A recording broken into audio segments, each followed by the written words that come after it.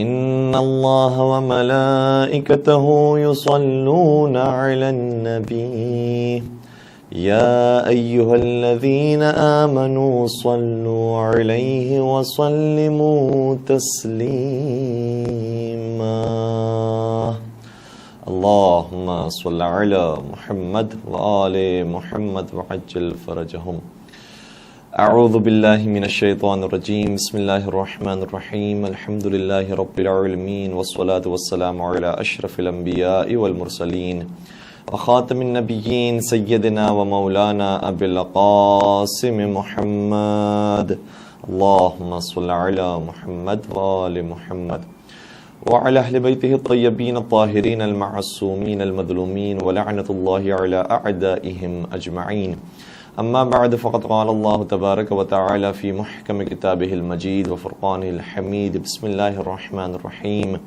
مرج البحرین یلتقیان بینہما برزخ لا یبغیان فبأی آلاء ربکما تکذبان یخرج منہما اللؤلؤ والمرجان فبأی آلاء ربکما تکذبان. درود پڑھ دیجئے محمد و آل محمد پر.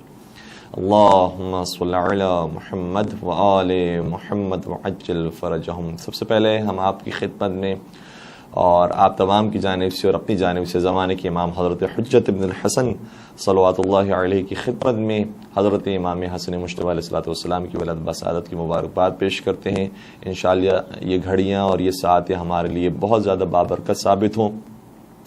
ویسے تو ہمارا طریقہ کاری ہوتا ہے کہ ابتدا میں کچھ فقہی مسائل بیان کرتے ہیں اور اس کے بعد کسی درسی حصے کو یا فضائلی حصے کو ہم شروع کرتے ہیں. لیکن آج ہمارا دل چاہتا ہے کہ ان فقہی مسائل کو کہ جن کا تعلق خود سرکار حضرت امام حسن مجتبی علیہ الصلوۃ والسلام کے ساتھ ہے آپ کی خدمت بیان کرنے کی کوشش کریں.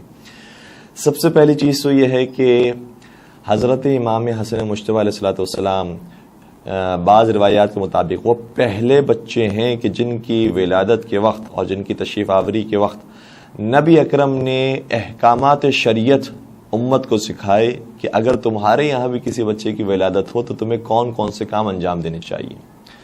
نبی اکرم نے سرکار امام حسن مجتبی علیہ الصلوۃ والسلام کو اپنی آغوش میں لینے کے بعد دائیں کان میں آذان دی اور بائیں کان میں اقامت دی اور اس کے بعد یہ سوال کیا کہ اے علی یہ بتاؤ کہ کیا تم نے اس بچے کا نام منتخب کیا ہے. اور اس کے بعد ایک پوری تفصیلی روایت ہے انشاءاللہ اسے بیان کرنے کی کوشش کی جائے گی. تو اس کا مطلب یہ ہوا کہ یہ ابتدائی جو آداب اور مستحبات ہے اس کا خیال رکھنا چاہیے اور یہ آج بھی شریعت کے اندر موجود ہے کہ جب بچے کی ولادت ہو تو اس کے کان میں اذان اور اقامت دی جائے اور جب یہ پہلی آواز وہ سنے گا تو انشاءاللہ وہ ہمیشہ نماز کا بھی پابند رہے گا اور شریعت کا بھی پابند رہے گا. اس کے بعد 7ویں دن سرکار نے اپنے اس نواسے کا عقیقہ کیا اور 2 جانور قربان کیے اور اس کا گوشت مومنین میں اور رشتہ داروں میں تقسیم کیا اور پھر جو داعیہ تھی اس کو بطور خاص جو بہترین حصہ تھا ران کا حصہ وہ اس کی خدمت میں پیش کیا. اور یہ بھی سنت کا حصہ ہے. یا آج بھی شریعت کے اندر عقیقہ جب کیا جائے تو اسی انداز سے کیا جائے. 7ویں دن عقیقہ کرنا زیادہ مستحب ہے اور پھر جو اس کا بہترین حصہ ہو چاہیے کہ وہ ہم داعیہ کے سپرد کریں. اور یہ بھی اپنے مقام پر ہے کہ ماں کے لیے اس گوشت کو کھانا مناسب نہیں ہے، مکروہ قرار دیا گیا ہے. اور پھر اسی 7ویں دن کے اعمال میں سے ایک عمل یہ ہے جو سرکار نے اپنے اس نواسے کے ساتھ انجام دیا کہ سر کے بال منڈوانا اور حلق کروانا اور حلق کرنے کے بعد جو بال نکلیں اس کے وزن کے مطابق چاندی راہ خدا میں انفاق کرنا اور کسی فقیر کو دینا. یہ سارا عمل بھی سرکار نے گویا پہلی مرتبہ حضرت امام حسن مجتبی علیہ الصلوۃ والسلام کی ولادت کی مناسبت سے اپنی امت کو سکھایا ہے. اور پھر ہم دیکھتے ہیں کہ جب سرکار بڑے ہوئے اور پروان چڑھے اور ظاہر سی بات ہے کہ وہ امامت لے کر آئے تھے لیکن جو ظاہری اعتبار سے انہوں نے بچپنا گزارا اور جوانی گزاری اور اس کے بعد پھر جب امامت کی منصب پر فائز ہوئے تو بطور خاص نظریں لوگوں کی سرکار کی طرف آگے بڑھی اور بہت سارے اور اعمال ہیں کہ جو ہمیں سرکار کی سیرت میں نظر آتے ہیں. امام نے اپنی زندگی میں 25 حج کیے تھے. 25 حج اپنی زندگی میں کیے تھے جس سے پتہ چلتا ہے کہ حج کی قدر و منزلت کس قدر زیادہ ہے. اور ان میں سے بعض روایات کے مطابق 20 حج وہ تھے جو پاپ پیادہ کیے تھے یعنی سواری کے بغیر کیے تھے. اچھا عجیب بات یہ ہے کہ سواری ساتھ ہوتی تھی. روایات یہ کہتی ہیں کہ سواری ساتھ ہوتی تھی لیکن اس کے اوپر سوار نہیں ہوتے تھے. تو کسی نے سوال کیا کہ اے امام حسن مجتبی نواز رسول، بتائیے آپ کے پاس سواری موجود ہے پھر بھی آپ سوار نہیں ہو رہے؟ تو انہوں نے فرمایا کہ میں جس بارگاہ کی طرف جا رہا ہوں مجھے شرم آتی ہے کہ اس بارگاہ میں سوار ہو کر حاضر ہوں۔ آج ہم بھی اربعین کے موقع پر اور مختلف مناسبتوں پر کربلا کا سفر پیدل کرتے ہیں، اسی طریقے سے باقی ائمہ کی زیارات پر پیدل جاتے ہیں، تو وہ سنت کیسے قائم ہوئی ہے؟ اس میں سے ایک حصہ سرکار امام حسن مجتبی علیہ السلام کا ہے کہ جو ہم تک پہنچا ہے، کہ انہوں نے حج اور عمرے انجام دیے ہیں تو پاپ پیادہ انجام دیے، جبکہ ان کے پاس سواری موجود تھی۔ اچھا، علماء نے اس حوالے سے بھی ڈسکشن کیا ہے کہ بھائی جب سواری موجود تھی تو اس پر سوار ہو جاتے، کیوں کوئی سواری اور کوئی انسان کے پاس سہولت موجود ہو اس سے استفادہ نہ کیا جائے؟ تو اس سلسلے میں علماء نے بیان فرمایا کہ اگر سرکار اپنے ساتھ سواری نہیں رکھیں اور ویسے ہی پیدل سفر کر لیں، سواری کو لے جانے کی ضرورت نہیں ہے، اس لیے سواری اپنے ساتھ نہ رکھیں، تو شاید دنیا والے سمجھیں گے کہ حسن مجتبی کے پاس سواری نہیں ہے اس لیے پیدل جا رہے ہیں، اگر سواری ہوتی تو وہ سوار ہو کر جاتے۔ اس لیے سرکار نے اپنے ساتھ سواری رکھ کے بتایا کہ جن کے پاس مرکب ہیں، سواری ہیں، ان کے پاس استطاعت ہے، ان کی بھی ذمہ داری یہ بنتی ہے کہ وہ پیدل یہ سفر کریں اور بارگاہ الہی میں پیدل حاضر ہوں۔ اور پھر بعض علماء نے یہ بات لکھی ہے کہ اگر سواری امام کے پاس ہے تو بہرحال ظاہری طور پر اگر دیکھا جائے تو جس مقصد کے لیے امام ہدایت کرنے کے لیے آئے ہیں تو ممکن ہے کہ راستے میں بیمار ہو جائیں، کسی مجبوری کی وجہ سے سواری پر سوار ہو کر جانا پڑے اور حج پر پہنچنا پڑے، اس لیے امام اپنے ساتھ سواری رکھا کرتے تھے کہ بعض حالات کی بنا پر ہو سکتا ہے کہ سوار ہو کر حج پر جانا پڑے۔ اور ایک اور احتمال یہ دیا ہے کہ امام جو سواری اپنے ساتھ رکھتے تھے وہ اپنے لیے نہیں بلکہ جو راستوں میں مسافر ملتے ہیں، اور اگر کوئی لاچار ہے جو سفر میں مریض ہو گیا ہے تو اس کو سواری دینے کے لیے کہ تم اگر یہاں پر بیٹھے رہو گے تو ہو سکتا ہے کہ تمہاری جان چلے جائے، اس لیے اس کے لیے سواری رکھا کرتے تھے تاکہ وہ اس سواری کو استعمال کر سکے۔ تو سرکار کے بہرحال جو مقاصد ہیں اور نیات ہیں وہ کیا ہوں گی وہ تو ہم نہیں جانتے، لیکن جو کچھ علماء نے اس کے حوالے سے باتیں بیان کی ہیں وہ ہم نے آپ کی خدمت میں ہدیہ کیا۔ تو پیدل سفر کیا کرتے تھے سرکار حج کی طرف، اور چھٹے سرکار حضرت امام جعفر صادق علیہ الصلوۃ والسلام اپنے والد سے اور وہ اپنے والد سے یعنی مولا سید سجاد کا جملہ یہ ہے کہ ہمارے چچا فرماتے ہیں کہ ان الحسن بن علی کان اعبد الناس فی زمانہ وازہدہم وافضلہم۔ دیکھیں آپ کے اذہان عالیہ کے اندر انشاءاللہ یہ بات ہوگی کہ امام حسن بھی موجود ہیں، امام حسین بھی موجود ہیں، امام حسن بھی امام ہیں، امام حسین بھی امام ہیں، اور باقی دیگر افراد بھی ہیں جو خاندان بنی ہاشم کے ہیں، اور ان کا بھی کیا کہنا۔ لیکن سرکار امام سجاد شاہ فرماتے ہیں کہ ہمارے چچا مولا امام حسن مجتبی علیہ السلام اپنے زمانے کے سب سے بڑے عابد تھے، سب سے زیادہ عبادت کرنے والے تھے، وَأَزْهَدَهُمْ اور سب سے زیادہ زاہد تھے، وَأَفْضَلَهُمْ اور سب سے زیادہ با فضیلت تھے اپنے زمانے میں۔ یہ شان ہے امام حسن مجتبی کی۔ اور کسی نے کیا خوب کہا تھا کہ حسن کو بادشاہ خاص و عام کہتے ہیں، حسن کو بادشاہ خاص و عام کہتے ہیں، علی کا نائب قائم مقام کہتے ہیں، علی کا نائب قائم مقام کہتے ہیں۔ دلیل ایک ہی کافی ہے ان کی عظمت میں، انہیں حسین بھی اپنا امام کہتے ہیں۔ ماشاءاللہ۔ تو سرکار امام حسن مجتبی علیہ السلام واقعاً وہ مقام رکھتے تھے کہ امام حسین بھی ان کے سامنے ادب سے پیش آتے تھے۔ ان کے زمانے میں چونکہ وہ امام بھی ہیں اور بڑے بھائی بھی ہیں، یہ ہمیں اور آپ کو ادب سکھایا ہے کہ گرچہ وہ خود بھی امام تھے لیکن اس کے باوجود اپنے بڑے بھائی کا اس طرح سے احترام کیا کرتے تھے اور ان کے ساتھ تواضع سے پیش آیا کرتے تھے۔ تو یہ حج کی بات ہے۔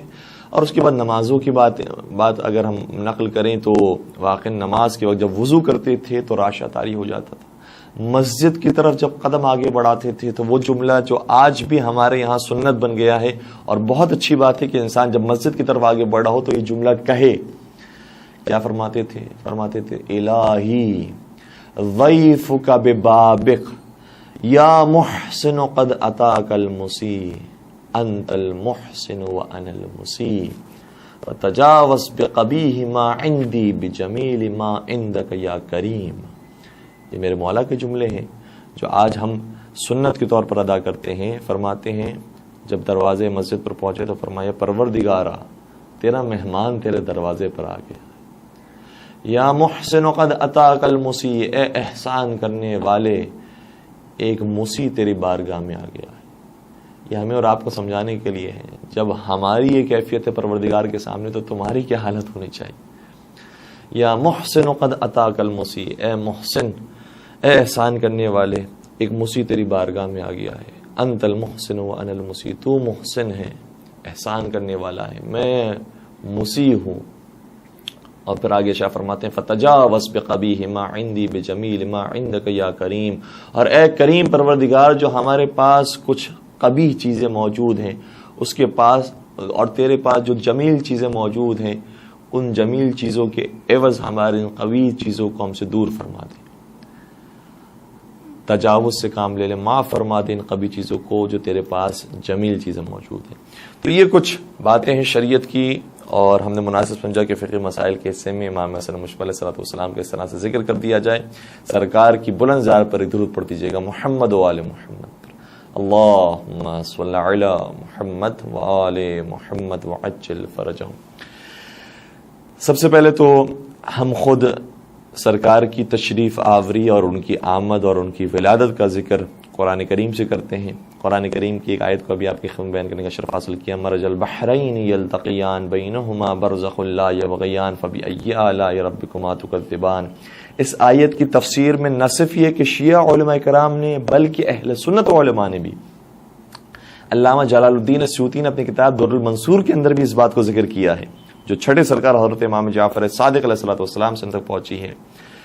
یہ ارشاد فرماتے ہیں کہ یہ جو دو پانی ہیں، یہ جو دو سمندر ہیں جن کی بات کی جا رہی ہے، ٹھیک ہے کہ یہ بھی دنیا کے اندر تمہیں دکھائی دیں گے، اور آج یہ اس کی کلپس اور ویڈیوز موجود ہیں، جو ہمارے نوجوان دیکھنا چاہیں تو ضرور اس آیت کو لکھیں، مرج البحرین یلتقیان، تو وہ ویڈیو آپ کے سامنے آ جائے گی کہ ایک طرف کھارا پانی سمندر کا پانی موجود ہے اور دوسری طرف دریا کا میٹھا پانی موجود ہے۔ یہ دونوں ساتھ ساتھ ہیں لیکن واضح دونوں کے درمیان فرق نظر آتا ہے، اس کا رنگ اور ہے، اس کا رنگ اور ہے، اس کا ذائقہ اور ہے، اس کا ذائقہ اور ہے۔ دونوں ہی سمندر ہیں اور دونوں ہی دریا ہیں، یہ دونوں آپس میں ملتے بھی ہیں لیکن دونوں الگ الگ بھی رہتے ہیں، ایک دوسرے پر بغاوت نہیں کرتے، ایک دوسرے پر تجاوز نہیں کرتے۔ تو یہ آیت ویسے ظاہری طور پر دیکھی جائے تو اس حوالے سے موجود ہے، لیکن قرآن کے بارے میں ہے کہ قرآن کا ظاہر بھی ہوتا ہے اور اس کا باطن بھی ہوتا ہے، اور باطن کے بھی باطن ہوتے ہیں۔ تو چھٹے سرکار شاہ فرماتے ہیں کہ یہاں پر کون سے دو دریا ہیں جس کی بات کی جا رہی ہے؟ فرمایا علی و فاطمہ بحران عمیقان لا یبغی احدہما علی الاخر۔ وہ حضرت علی مرتضیٰ کے فضائل کا سمندر ہے، وہ حضرت فاطمہ زہرا سلام اللہ علیہا کے فضائل کا سمندر ہے، کہ یہ دونوں سمندر آپس میں ملے بھی ہیں لیکن ایک دوسرے پر تجاوز نہیں کرتے۔ سبحان اللہ، بینہما برزخ لا یبغیان، دونوں کے درمیان ایک فاصلہ موجود ہے۔ فبأی آلاء ربکما تکذبان، تو تم دونوں کون کون سی اللہ کی نعمتوں کو جھٹلاؤ گے؟ یہ جو میں نے ترجمہ کیا ہے بہت دقیق اور لفظی ترجمہ کیا ہے۔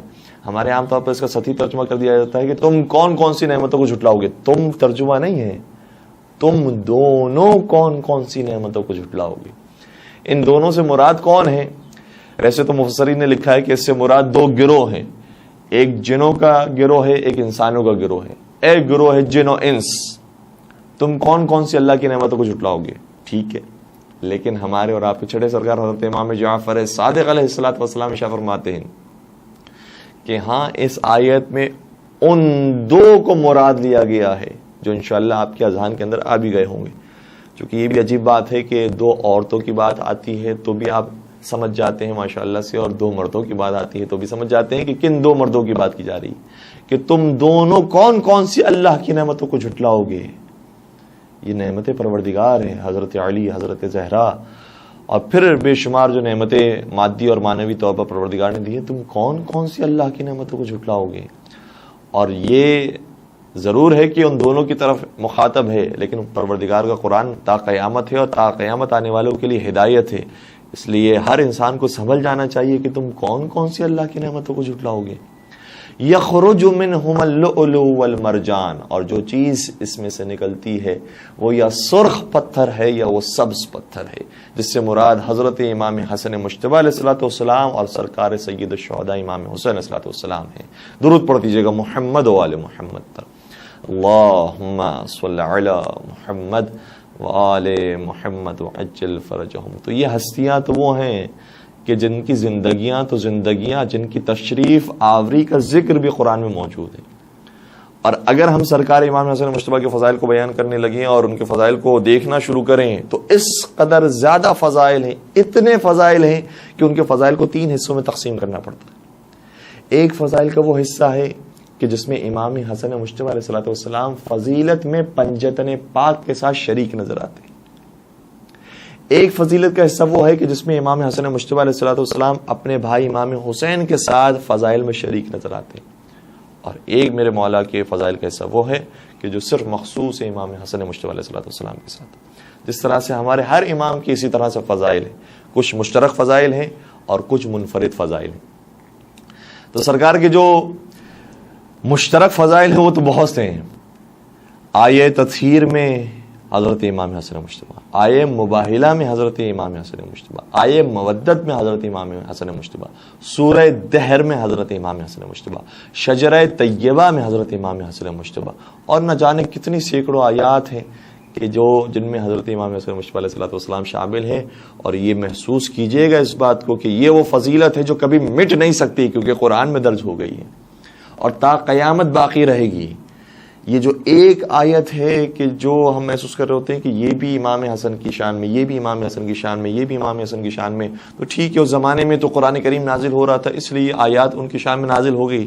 تو یاد رکھیے گا کہ کتنے ہی افراد ایسے ہیں کہ جو زمانے رسول میں موجود تھے اور ان کو تنبیہ کرنے کے لیے تو آیتیں آئی ہیں، لیکن ان کی تعریف اور توصیف میں آیتیں نہیں آئی، اور بے شمار اس کے اندر نام ہیں۔ لیکن انشاءاللہ یہ آپ کے خود ہوم ورک رہے گا اور خود آپ اس میں مطالعہ فرمائیں گے کہ قرآن کریم کی وہ آیات کہ جو بعض پیغمبر کے ساتھ رہنے والوں کے بارے میں آئی ہیں، اور اس میں سورہ منافقون کا ذکر تو ویسے ہی موجود ہے۔ آپ سورہ بقرہ سے شروع کیجئے، بلکہ سورہ الحمد کو دیکھیے کہ ایک طرف کہا جا رہا ہے اہدنا الصراط المستقیم صراط الذین انعمت علیہم غیر المغضوب علیہم ولا الضالین، لیکن ان کا راستہ نہیں چاہیے ہمیں کہ جن پر غضب پروردگار نازل ہوا اور وہ گمراہی کا شکار ہو گئے۔ اس لیے قرآن کریم نے جا بجا ان افراد کا ذکر کیا ہے جو رسول اللہ کے ساتھ تھے، لیکن انہیں تنبیہ کی گئی تم پر غضب پروردگار نازل ہوا ہے، تم ظاہری طور پر تو ایمان لے کر آئے ہو لیکن تمہارے دلوں میں اب تک ایمان داخل نہیں ہوا، تم اللہ کو دھوکہ دینا چاہتے ہو، مومنین کو دھوکہ دینا چاہتے ہو، لیکن تم کسی کو دھوکہ نہیں دے رہے ہو سوائے اپنے آپ کی۔ اور بے شمار آیات سورہ بقرہ، سورہ الحمد سے لے کر والناس تک جا بجا ان کے بارے میں آیات موجود ہیں۔ اور اگر کسی نے چاہا کہ ہماری تعریف میں کوئی آیت آ جائے تو بڑی محنت کی انہوں نے، اور میرے مولا کی شان میں چونکہ نماز میں آیت اتری تھی تو انہوں نے کہا تھا کہ جہاد کرنا ہمارے لیے مشکل ہے لیکن نماز پڑھنا تو آسان ہے، تو نماز میں ہی کھڑے ہو گئے اور انہوں نے بھی وہی کام کیا جو حضرت علی مرتضیٰ نے کیا تھا کہ سائل کو انگوٹھی دی، سائل پہلے تیار کیا اور کہا کہ ہم سے انگوٹھی طلب کرنا، تو ہم بھی وہی کام کریں گے جو علی نے کیا تھا، اور ہم بھی اپنی انگوٹھی تمہیں دے دیں گے تو انشاءاللہ ہمارے لیے بھی آیت نازل ہوگی۔ لیکن روایات یہ کہتی ہے کہ انہوں نے نمازوں پر نمازیں پڑھی، سائل آتے رہے، وہ انگوٹھی دیتے رہے، لیکن ایک آیت بھی ان کی شان میں نہیں اتری۔ کیوں نہیں اتری؟ اس لیے کہ جو آیتوں کی خاطر انفاق کرے وہ اور ہوتا ہے، اور جو اللہ کی خاطر انفاق کرے وہ اور ہوتا ہے۔ حضرت علی مرتضیٰ کا عمل خالصتاً پروردگار کے لیے تھا، اخلاص کے ساتھ تھا، اس لیے پروردگار کو وہ اخلاص اور نیتیں پسند ہیں، تمہارے ظاہری اعمال نہیں پسند ہیں، نیتیں پسند ہیں۔ انما الاعمال بالنیات، اعمال کا دار و مدار نیات پر ہے۔ تو اتنی پاک و پاکیزہ نیت کے ساتھ حضرت علی مرتضیٰ نے جب زکوٰۃ دی تھی اور وہ صدقہ دیا تھا تو آیت نازل ہو گئی۔ لیکن اگر کسی کی نیت ہی خراب ہو اور چاہتا ہو کہ مجھے تمغے مل جائیں، میری تعریفیں ہو جائیں، تو پھر اس کے لیے آیتیں نہیں اترتی۔ پروردگار نیتوں کو دیکھنے والا، یہی تو فرق ہے دوسروں میں اور پروردگار میں کہ دوسرے باہر سے دیکھتے ہیں، خدا اندر سے دیکھتا ہے۔ تم کتنے خدا والے ہو، یہ خدا اندر سے دیکھتا ہے۔ تو حضرت امام حسن مجتبی علیہ السلام ان فضائل میں شریک ہیں کہ جو پنجتن پاک کے بارے میں آئے ہیں، اور بہت سارے فضائل ہیں، اور میں کس کس کا ذکر کروں، لیکن صرف ایک اور روایت جو متعدد کتابوں کے اندر ذکر ہوئی اور ہمارے یہاں چونکہ ذرا کم بیان کی جاتی ہے اس لیے بیان کرنے کا شرف حاصل کر رہا ہوں، کہ نبی اکرم حضرت محمد مصطفیٰ صلی اللہ علیہ وسلم نے ایک مرتبہ ارشاد فرمایا، اہتدوا بالشمس، سورج سے ہدایت حاصل کرو. پھر آگے شاہ فرمایا اور جب سورج غائب ہو جائے تو اہتدوا بالقمر، چاند کے ذریعے ہدایت حاصل کرو، اور جب چاند بھی غائب ہو جائے اہتدوا بالزہرہ، زہرہ ستارے کے ذریعے ہدایت حاصل کرو، اور جب زہرے کا ستارہ بھی غائب ہو جائے تو اہتدوا بالفرقدین، تو دو اور ستارے ہیں ان کے ذریعے ہدایت حاصل کرو. جو صحابہ تھے پریشان ہو گئے کہ اب تک تو آپ منع فرماتے رہے، ستارہ پرستی نہیں ہونی چاہیے، چاند پرستی نہیں ہونی چاہیے، خورشید پرستی نہیں ہونی چاہیے، آج آپ خود ہی فرما رہے ہیں کہ ان کی پیروی کرو، ان سے ہدایت حاصل کرو. کیا مطلب یا رسول اللہ؟ قیل یا رسول اللہ، اے اللہ کے رسول بیان فرمائیے کہ وہ شمس کون سا شمس ہے کہ جس کی آپ بات کر رہے ہیں؟ فرمایا انا الشمس، میں ہوں سورج جس سے دنیا روشنی حاصل کرتی ہے، لہٰذا میرے ذریعے ہدایت تمہیں ملے.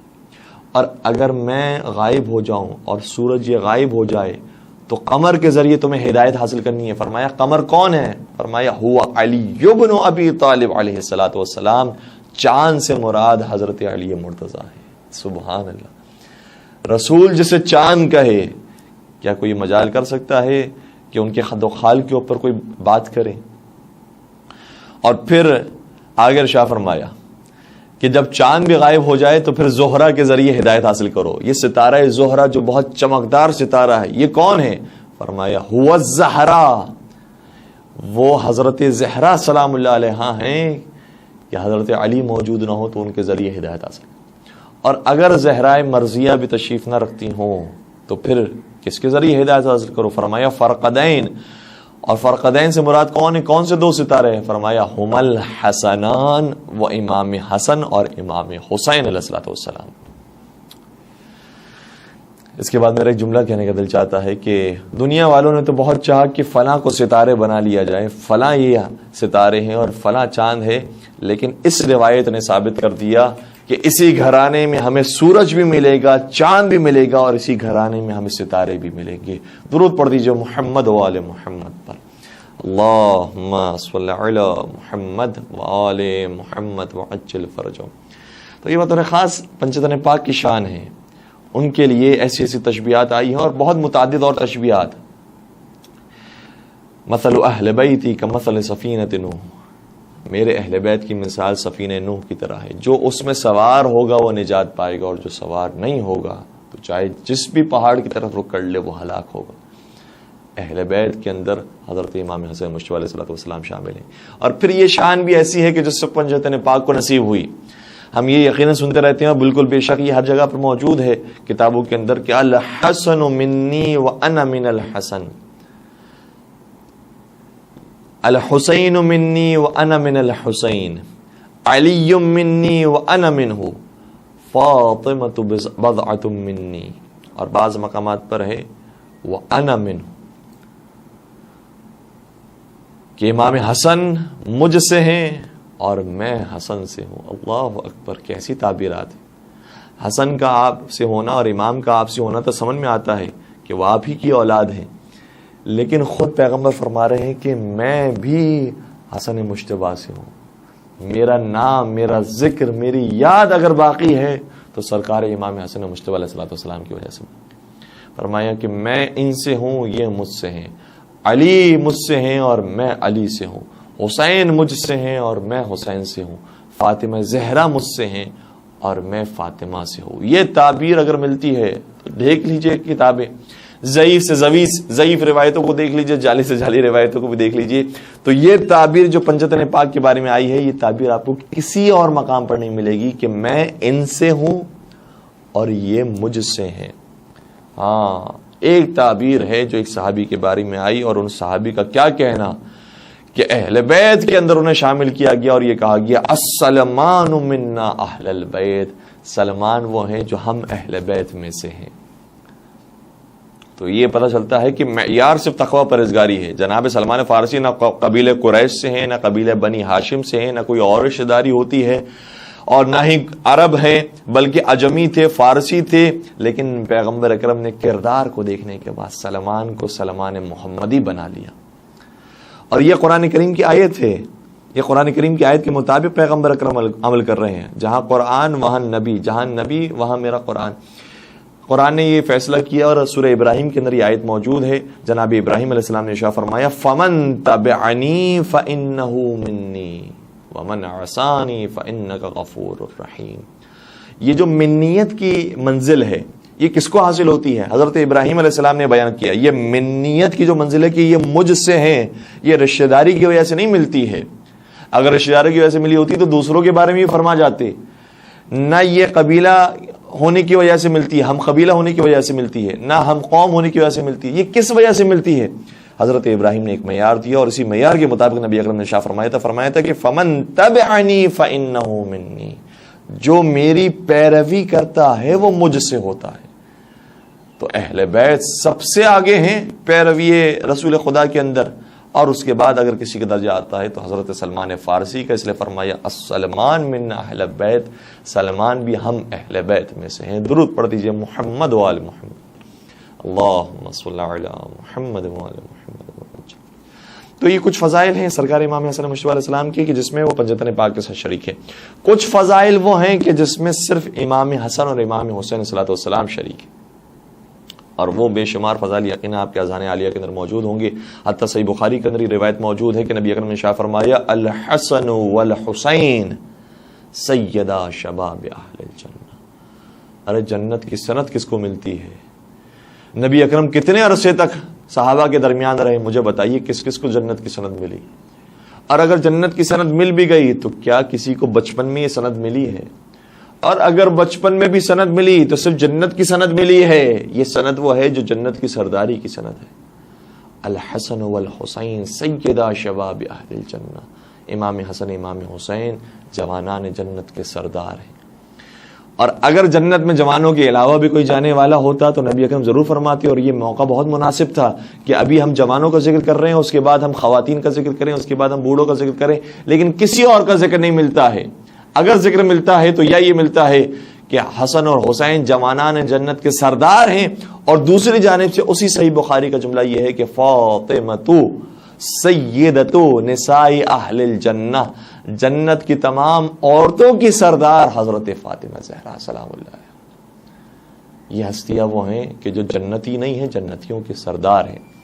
اور پھر سائے ستہ ہی کا ہم حوالہ پیش کریں اور برادران اہل سنت اپنی کتابوں کا مطالعہ کریں، یقیناً ان کے معرفت میں اضافہ ہوگا، اور محبت اہل بیت یقیناً وہ رکھتے ہیں. اور اس کے اندر اضافہ ہوگا کہ ظاہراً سنن ابی داؤد کے اندر یا سنن ابن ماجہ کے اندر یہ روایت ملتی ہے کہ نبی اکرم نے اس کے بعد بھی ایک جملہ ارشاد فرمایا تھا. صرف حسن و حسین کے فضائل نہیں ہیں، صرف حضرت زہرا سلام علیہ کے فضائل نہیں ہیں، بلکہ ایک شخصیت رہ گئی. تو وہ پوری روایت اس طرح سے ہے کہ الحسن والحسین سیدا شباب اہل الجنہ وابوہما خیر منہما. حسن و حسین تو جوانان جنت کے سردار ہیں، لیکن ایک اور ذات وہ ہے جو ان سے بھی افضل ہے. اور کون ہے؟ وہ ان دونوں کے بابا جان حضرت علی مرتضیٰ وہ ہیں جو ان دونوں سے افضل ہیں. تو حضرت علی مرتضیٰ کا مقام اس سے زیادہ بلند ہے.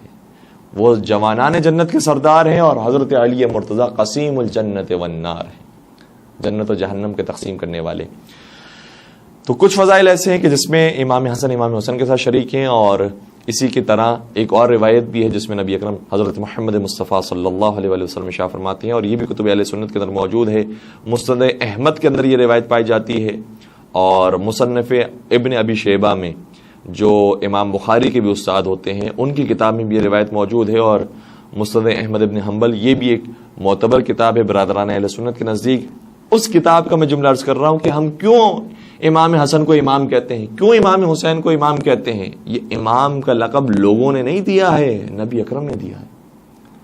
دنیا والوں کی نگاہ میں امام بن جانے والے اور ہوتے ہیں، لیکن نبی اکرم کی زبان سے امامت کی سند پانے والے اور ہوتے ہیں. یقیناً بہت سارے دنیا میں اور امام موجود ہیں. امام ابو حنیفہ ہیں، امام مالک ہیں، امام شافعی ہیں، خود امام بخاری ہیں، امام مسلم ہیں، امام احمد ابن حنبل ہیں، بہت سارے نام مل جائیں گے.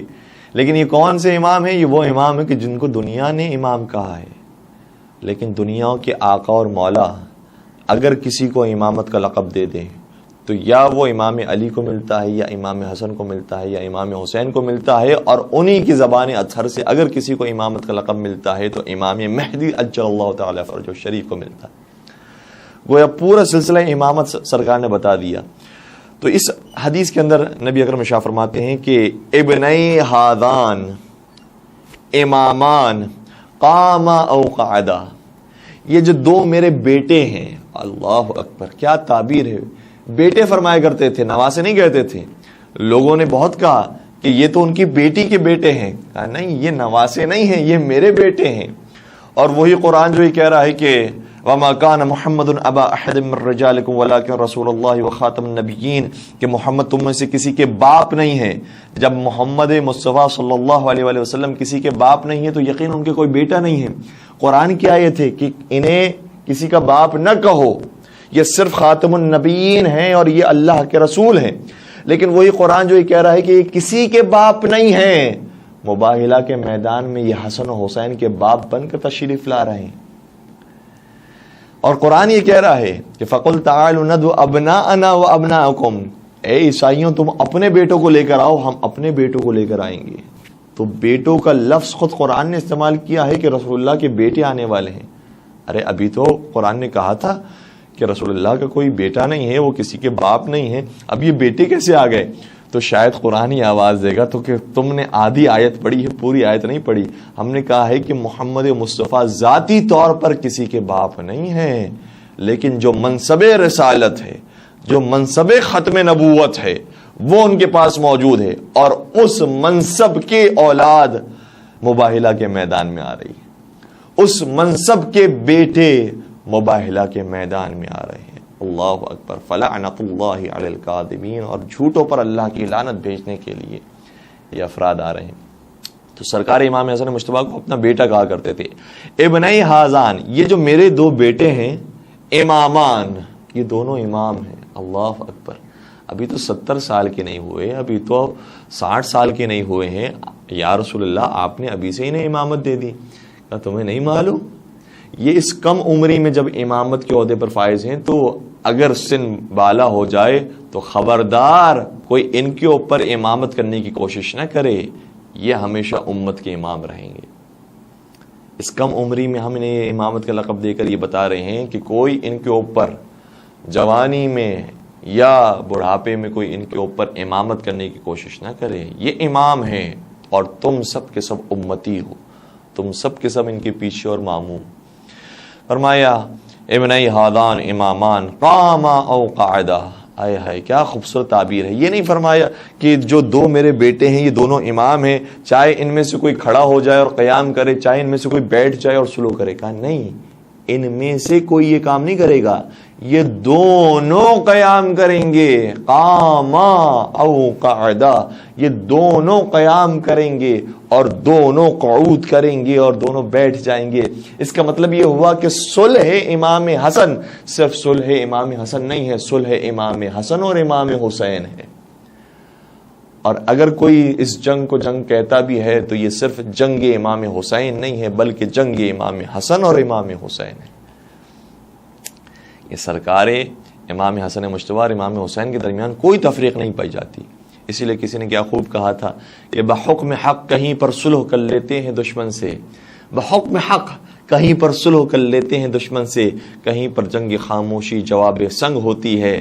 زمانہ سبق لے فاطمہ کے دل کے ٹکڑوں سے، کہاں پر صلح ہوتی ہے کہاں پر جنگ ہوتی. تو یہ پاک ہستیاں وہ ہیں کہ جو ہمیں بتائیں گی کہ صلح کہاں پر کی جاتی ہے اور کہاں پر جنگ کی جاتی ہے. ان کا مزاج نہ صلح پسند ہے نہ جنگ پسند ہے، ان کا مزاج الہی مزاج ہے. یہ خدا کے مزاج کے مطابق چلتے ہیں. خدا جس طریقے سے کافروں کے اوپر غضب فرماتا ہے اور مومنوں کے اوپر کرم فرماتا ہے، اسی طریقے سے یہ بھی مومنین کے لیے بہت کریم، بہت رحیم ہیں اور کافروں کے لیے بڑے سخت ہیں. اور دین کو جس چیز کی ضرورت ہوتی ہے وہ ویسی چیز عطا فرماتے ہیں.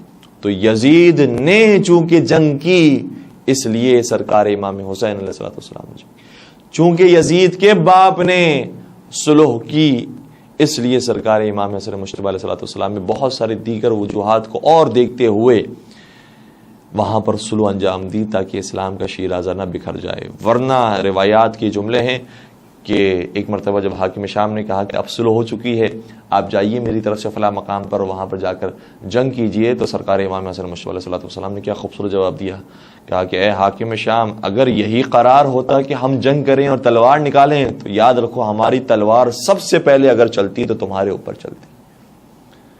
یہ باقاعدہ تاریخ میں جملے سرکار امام حسن مجتبی کے ثبت ہیں. اسی لیے کسی جنگ میں اس کی ضرورت نہیں ہوتی تھی کہ امام حسن مجتبی علیہ السلام پر اپنا حکم جاری کر سکے. امام حسن صلح کی ہے، اس کا یہ مطلب ہے کہ ابھی ہم تم پر جنگ نہیں کر رہے، تم سے جنگ نہیں کر رہے، اور اگر موقع نصیب ہوا تو تمہارے ساتھ بھی جنگ کریں گے. اگر یہ صلح نہیں ہوتی یا تم نے صلح کی مخالفت کی اور اس کے بعد یہ صلح نامہ فسخ کیا گیا ہوتا تو پھر جنگ ہوتی. جس طریقے سے صلح کے بعد سرکار امام حسین علیہ السلام نے یزید کے ساتھ جنگ کی ہے. بس میں اس حصے کی طرف بھی آ جاؤں تاکہ وہ حصہ بھی مکمل ہو جائے جو امام حسن مجتبی علیہ السلام کے منفرد فضائل ہیں، جو ان کے مخصوص فضائل ہیں، اور جو ہمارے یہاں ذرا کم بیان کی جاتے ہیں. ہماری کوشش ہوگی کہ اس سے کوئی بیان کریں. ویسے تو جو صلح کا حصہ ہے وہ بھی بڑا منفرد ہے، اور وہ ہمیں کسی اور امام کی سیرت میں ایسا نظر نہیں آتا. کیا وجوہات تھیں وہ آپ سنتے بھی رہتے ہیں، اور ایک بڑا تفصیلی موضوع ہے، اس کے لیے کافی وقت درکار ہے. لیکن ایک روایت ہے کہ جب صلح ہو چکی تو حاکم شام نے مدینے کا سفر کیا. بعض روایت کے مطابق کوفے کا اور بعض کے مطابق مدینے کا. چونکہ ہم جس روایت کو کتب اہل سنت سے بیان کر رہے ہیں، شرح نہج البلاغہ میں ابن ابی الحدید معتزلی نے بھی اس روایت کو لکھا ہے. انہوں نے کوفے کا ذکر کیا. انہوں نے کہا کہ حاکم شام جب کوفہ میں پہنچا اور امام حسن بھی موجود تھے اور امام حسین علیہ السلام بھی موجود تھے، اس وقت اس نے خطبہ بیان کیا، اور اس خطبے ہی میں اپنی اصلیت ظاہر کر دی کہ میری کیا دشمنی ہے خاندان اہل بیت کے ساتھ. حضرت علی مرتضیٰ کی شان میں غصاکیاں کی، امام حسن کی شان میں، امام حسین علیہ السلام کی شان میں غصاکیاں کی، اور یہ غصاکی کرتا رہا. اور آج بھی یہ سلسلہ جاری ہے. پنجتن پاک کی شان میں غصاکی. لوگوں سے فضائل اہل بیت برداشت نہیں ہوتے. جب ہم بات کرتے ہیں فضائل اہل بیت کی تو فوراً سے کہتے ہیں نہیں فلاں کے بھی تو فضائل تھے. اہل بیت کے فضائل کے سامنے کسی کی کیا فضائل ہے؟ اہل بیت جن کے بارے میں خود طہارت کی گواہی پیغمبر پروردگار نے دے دی، ان کے طہارت کے مقابلے میں کسی کی کوئی اور طہارت کی بات آ سکتی ہے؟ پروردگار نے جن کی صداقت کی گواہی دے دی، ان کے مقابلے میں کسی اور کی صداقت کی بات آ سکتی ہے؟ پروردگار نے جن کے حق پر ہونے کی گواہی دے دی، کیا ان کے مقابلے پر کسی کے حق ہونے کی گواہی آ سکتی ہے اور بات کی جا سکتی ہے؟ لیکن بس وہ سلسلہ جاری ہے جس کی ابتدا حاکم شام نے کی، اور حاکم شام کہتا رہا، اپنی بڑھاس نکالتا رہا اور اپنی اصلیت لوگوں کو بتاتا رہا، یہاں تک کہ جب وہ خاموش ہو کر بیٹھ گیا تو سرکار امام حسن مجتبی اپنے پورے جاہ و جلال کے ساتھ اپنے مقام پر کھڑے ہوئے. اور روایات مختلف ہیں، انشاءاللہ اگر ہمیں وقت ملا تو کچھ اور روایات کی طرف بھی اشارہ کرنے کی کوشش کریں گے. لیکن وہ روایت جو ابن ابی الحدید معتزلی نے اپنی کتاب میں لکھی اور وہ میں لفظاً آپ کی خدمت بیان کر رہا ہوں. سرکار منبر پر تشریف لائے، پروردگار کی حمد و ثنا کی اور یہ بیان فرمایا، ایھا الذاکر علی، اے علی مرتضیٰ کی باتیں کرنے والا، انا الحسن وانت معاویہ وانت فلانا وابوک صخر، سن لے میں حسن ہوں اور تو فلاں ہے اور تیرا باپ صخر ہے، وامی فاطمہ اور میری ماں فاطمہ زہرا ہے، وامک ہند اور تیری ماں ہند ہے، وجدی رسول اللہ اور میرے نانا رسول خدا ہے، وجدک عتبہ بن ربیعہ اور تیرا نانا اور تیرا جد عتبہ ہے جو جنگ پر آیا تھا اسلام کے مقابلے پر، وجدتی خدیجہ، اس موقع پر سرکار امام حسن مجتبی علیہ السلام نے حضرت خدیجہ کو بھی یاد رکھا، اور میری جدہ اور میری نانی حضرت خدیجہ طاہرہ سلام اللہ علیہا ہے، اور تیری نانی اور تیری جدہ قتیلہ، وہ قتیلہ ہے. یہاں تک بات پہنچ گئی. اس کے بعد جو جملہ ہے بڑا خوبصورت ہے، یہی اہل سنت عالم دین اور ایک نہیں کئی متعدد علماء اہل سنت نے اس روایت کو لکھا ہے.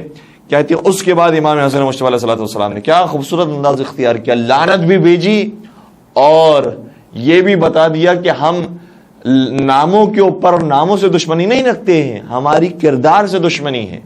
یہ جو کردار پایا جاتا ہے اس کے اوپر لعنت ہے. کس کے اوپر لعنت ہے؟ بیان فرمایا فلعن اللہ اخملنا ذکرا وَأَلْمَنَنَا وَأَلْأَمَنَا حَسَبًا وَشَرَّنَا قَدِيمًا وَأَقْدَمَنَا كُفْرًا وَنِفَاقًا.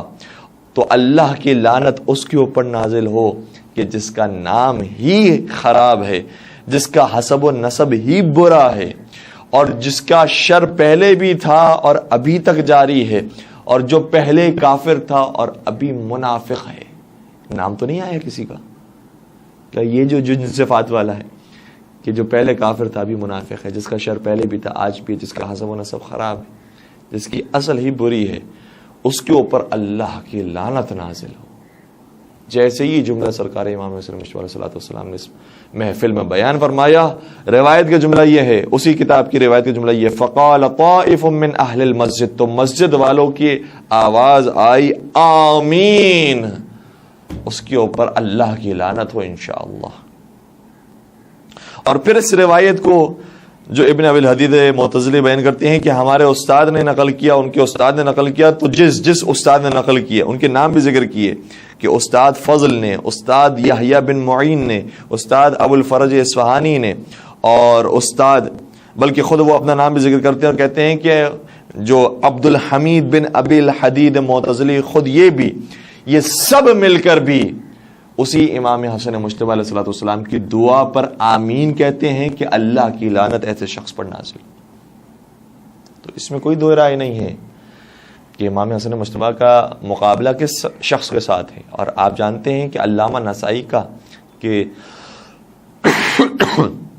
معاف کیجیے گا، علامہ نسائی کہ جو سائے ستہ کے مؤلف ہیں، باقاعدہ ان کا جملہ جو روایات کے اندر ہم تک پہنچا ہے، ایک اور درود پڑھ دیجئے.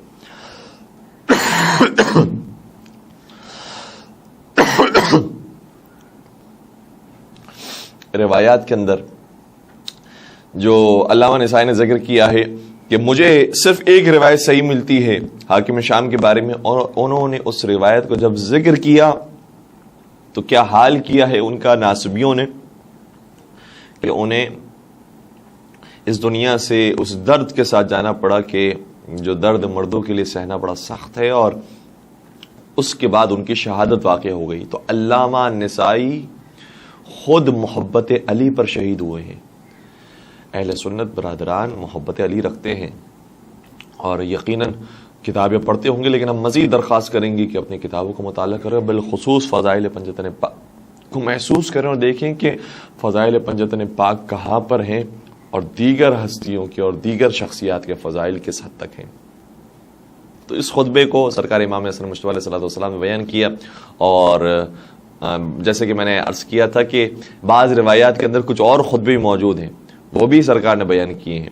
اور ایک مقام پر یہی جب حاکم شام نے مولا متقیان کی شان میں غصاخی کیا، سرکار امام حسن مجتبی علیہ السلام کی شان میں غصاخی کی، تو اس موقع پر بھی امام حسن مجتبی علیہ السلام اپنے مقام سے کھڑے ہوئے فرمایا حمد و ثناء الہی کے بعد کہ ایھا الناس من عرفنی فقد عرفنی ومن لم یعرفنی فسأبین له نفسی. فرمایا کہ اے لوگو، جو مجھے جانتا ہے وہ مجھے جانتا ہے، اور جو مجھے نہیں جانتا تو پہچاننے میں ابھی اپنا تعارف کرواتا ہوں.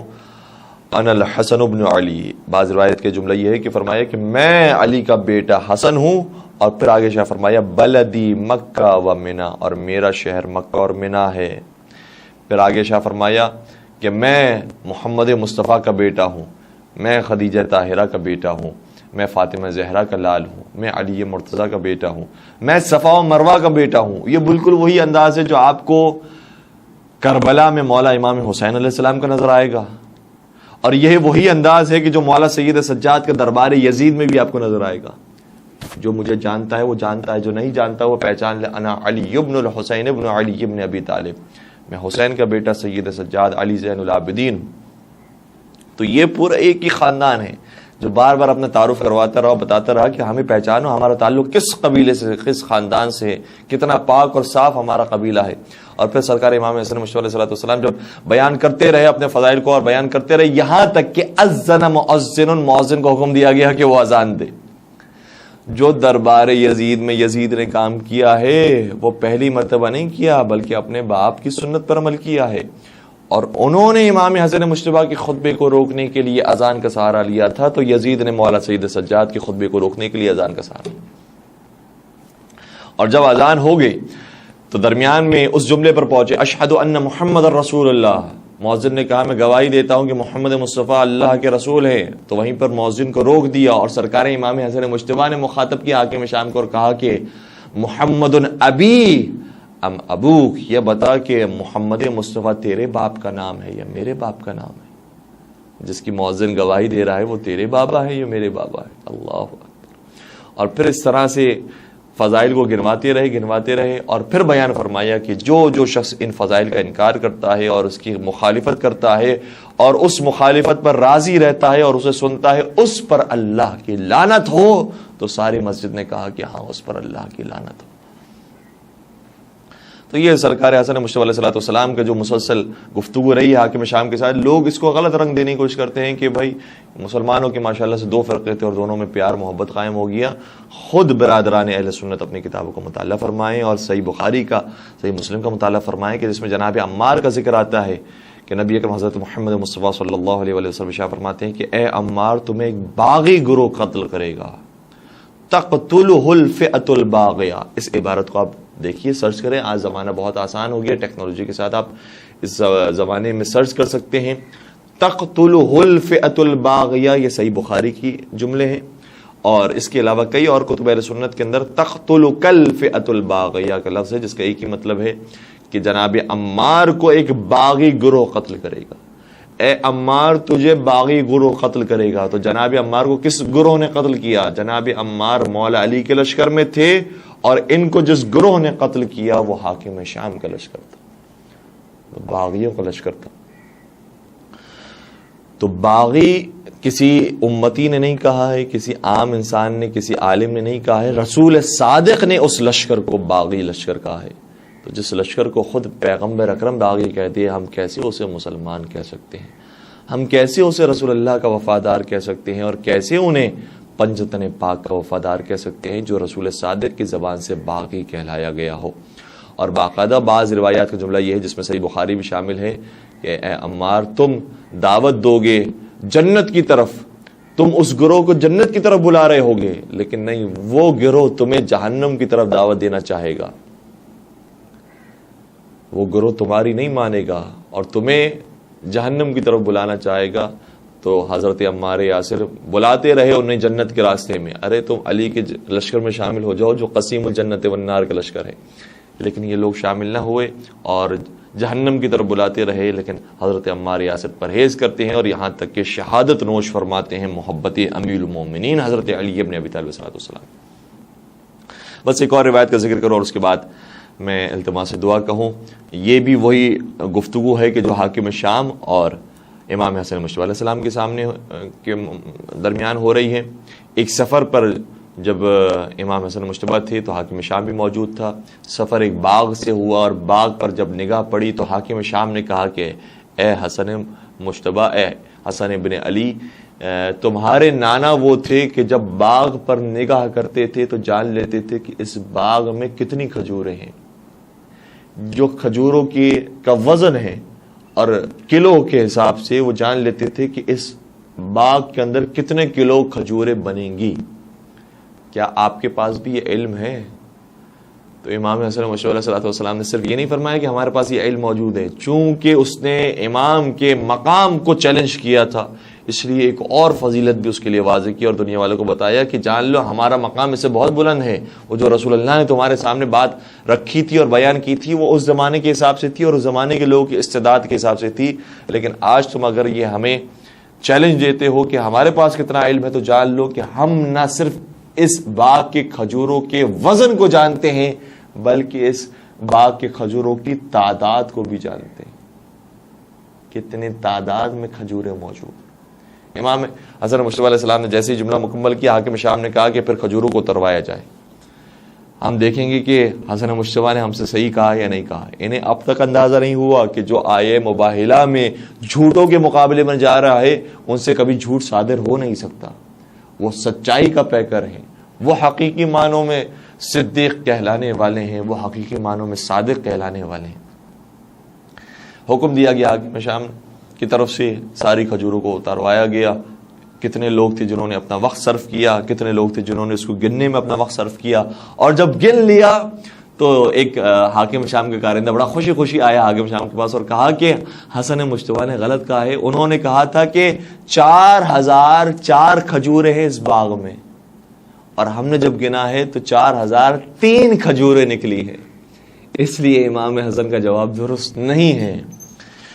سنیے گا امام حسن مجتبیٰ کے اطمینان کو. فرمایا واللہ ما کذبت ولا کذبت, خدا کی قسم نہ کبھی ہم نے جھوٹ کہا ہے نہ کبھی ہم سے جھوٹ کہا گیا ہے. ہم اپنے علم کے حساب سے تھوڑی بیان کرتے ہیں, ہمیں تو جو پروردگار نے علم دیا ہے اس حساب سے ہم بیان کرتے ہیں. اس لیے پروردگار نے کہا ہے کہ اس باغ کے اندر اتنی کھجوریں موجود ہیں تو یقین موجود ہوگی. خدا کا علم کبھی غلط نہیں ہو سکتا اور کبھی ہم غلط بیانی نہیں کر سکتے. تو ابھی دوبارہ سے وہ گننے کے لیے جا رہا تھا کہ کیا دیکھا کہ جو درخت سے کھجوریں اتارنے والا تھا اس کے دہن میں خود ایک کھجور موجود تھی. تو امام نے فرمایا دیکھو وہ جو 4 کھجوریں ہم نے کہی تھی یہ ہے 4تھی کھجور. لیکن کیا کرے, جو 3 پر رک جایا کرتے ہیں وہ ہمیشہ 4003 پر ہی آ کر کہتے ہیں کہ خوش ہو جاتے ہیں, 3 کھجوروں تو ہمیں مل گئی لیکن 4تھی نہیں مل سکی. امام نے فرمایا کہ نہیں, 3 پر تم راضی نہ رہو, جو ہم نے تعداد بتائی ہے اس کو سمجھو اور اس کو لے کر جاؤ. تو سرکار امام حسن مجتبیٰ علیہ الصلوۃ والسلام کا جو علم ہے وہ ان کے بابا کے علم سے, ان کے نانا کے علم سے کم نہیں. ان کی عقل و فراست ان کے بابا اور ان کے نانا سے کم نہیں, بلکہ روایت کا جملہ یہ ہے کہ لو کان العقل رجلا لکان الحسن, اگر عقل کو کوئی مجسم صورت دی جائے تو وہ امام حسن مجتبیٰ علیہ الصلوۃ والسلام کی صورت بنے.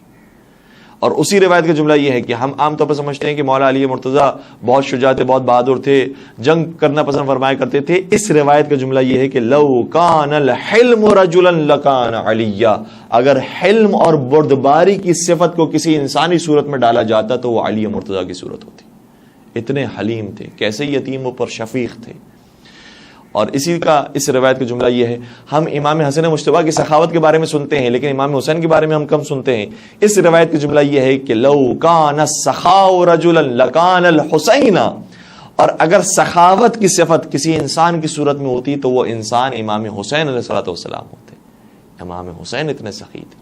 اور اسی روایت کا جملہ یہ ہے کہ اگر حسن و جمال کسی صورت میں آ جائے تو وہ حضرت فاطمہ زہرا سلام علیہا کی صورت ہوگی. بس پروردگار سے دعا کرتے ہیں کہ پروردگار پنجتن پاک کا واسطہ ہے, بالخصوص سرکار امام حسن مجتبیٰ علیہ الصلوۃ والسلام کا واسطہ ہے, اس بابرکت مہینے میں ہمارے جھولیوں کو برکتوں اور رحمتوں اور مغفرتوں سے بھر دے. زمانے کے امام کو ان کے جد امجد کا ہم واسطہ دیتے ہیں اور ان کے توسط سے دعا کرتے ہیں کہ پروردگارہ امام زمانہ کے دل کو ہم سے راضی و خوشنود فرما دے اور ان کے لشکر میں ہمارا شمار فرما دے. سرکار امام حسن مجتبیٰ علیہ الصلوۃ والسلام کے صدقے میں جو رزق کی پریشانی میں مبتلا ہے انہیں رزق حلال عطا فرما, جو رزق حلال کما ان کے رزق میں برکت و وسعت و کثرت نصیب فرما. بے اولاد مومنین کو اولاد امام حسن مجتبیٰ کا واسطہ ہے, اولاد سرکار امام حسین علیہ السلام کا واسطہ ہے, اولاد صالحہ اور نرینہ انہیں نصیب فرما. اور جو صاحبان اولاد ہیں انہیں اپنی اولاد کی اچھی تربیت کرنے کی توفیق نصیب فرما. محبت اہل بیت کے ساتھ ہمارے دلوں کو سرشار فرما, اپنی نسلوں میں اس محبت کو منتقل کرنے کی توفیق عطا فرما. قرآن اور اہل بیت کے دامن کے ساتھ ہمیشہ متمسک رہنے کی توفیق نصیب فرما. امت اسلامیہ کو اتحاد عطا فرما, ملک پاکستان کو استحکام نصیب فرما. تمام عالم بشریت کے اوپر جو مرض لاحق ہو گیا ہے پروردگار اس مرض سے پورے عالم بشریت کو نجات عطا فرما. تمام مریضوں کو, بیماروں کو شفا کامل اور عاجلہ نصیب فرما. پروردگارہ جس پلیٹ فارم سے ہم یہ گفتگو بیان کر رہے ہیں اس ادارے کو اور تمام جو مذہبی ادارے ہیں جو خدمات اہل بیت انجام دے رہے پروردگارہ ان تمام کو دن دگنی رات چوگنی ترقی نصیب فرما, ان تمام کی حفاظت فرما. یہاں خدمت کرنے والے افراد کی نیک توفیقات خیر میں اضافہ فرما. حاضرین کی اور سامعین کی جائز شرعی حاجات کو پورا فرما اور ہم سب کا شمار زمانے کے امام کے ساتھیوں میں فرما. ربنا تقبل منا انک انت السمیع العلیم وتب علینا انک انت التواب الرحیم برحمتک یا ارحم الراحمین. اللہم صلی علی محمد وآل محمد وعجل فرجہم. ایک سورہ فاتحہ کی درخواست ہے اس اعلان کے ساتھ کہ جو مومنین اپنے مرحومین کے لیے فاتحہ کروانا چاہیں وہ قرآن اکیڈمی کے فون نمبر پر بھی رابطہ کر سکتے ہیں اور ای میل ایڈریس پر بھی رابطہ کر سکتے ہیں. اور جو مومنین کمنٹس پر بھی اپنے مرحومین کے نام لکھ رہے ہیں ہم ان ناموں کو بھی شامل کرتے ہیں اور حاضرین کے سامعین کے جو مرحومین ہیں ان ناموں کو بھی شامل کرتے ہیں. اور بالخصوص مرحوم لیاقت علی اور ان کے خاندان کے تمام مرحومین کے لیے ایک سورہ فاتحہ اور 3 مرتبہ سورہ اخلاص کی درخواست ہے. بسم اللہ الرحمن الرحیم الحمد للہ رب العالمین الرحمن الرحیم مالک یوم الدین ایاک نعبد و ایاک نستعین اهدنا الصراط المستقیم صراط الذین انعمت علیہم غیر المغضوب علیہم ولا الضالین. بسم اللہ الرحمن الرحیم قل هو الله احد الله الصمد لم يلد ولم يولد ولم يكن له كفوا احد. بسم الله الرحمن الرحيم قل هو الله احد الله الصمد لم يلد ولم يولد ولم يكن له كفوا احد. بسم الله الرحمن الرحيم قل هو الله احد الله الصمد لم يلد ولم يولد ولم يكن له كفوا احد. اللهم اغفر للمؤمنين والمؤمنات والمسلمين والمسلمات الاحياء منهم والاموات تابع بيننا وبينهم بالخيرات انك مجيب الدعوات انك على كل شيء قدير برحمتك يا ارحم الراحمين. اللهم صل على محمد وآل محمد وعجل فرجهم.